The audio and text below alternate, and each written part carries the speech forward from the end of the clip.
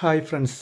അതെ, കഴിഞ്ഞ ദിവസം ന്യൂസ് ചാനലിലൂടെയൊക്കെ നമ്മൾ അറിഞ്ഞത് ഇവിടുത്തെ എലവേറ്റഡ് ഹൈവേയുടെ വർക്കുകളൊക്കെ മാർച്ചോടെ എല്ലാം തീർക്കാൻ സാധിക്കും എന്നുള്ള രീതിയിലാണ് വാർത്തകളൊക്കെ വന്നത്.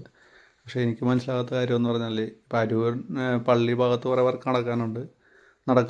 അപ്പോൾ അതുകൂടാണ്ട് അവിടെ നിന്നൊരു 150 മീറ്ററോളം തെക്കോട്ട് മാറിയിട്ട് അരൂർ റെസിഡൻസിയുടെ അടുത്തായിട്ട് ഒരു 4 പില്ലറിലെ വർക്ക് വേറെ നടക്കാനുണ്ട്. അതിൽ 28ഓളം ഗർഡറുകളും മുകളിൽ കയറാനുണ്ട്.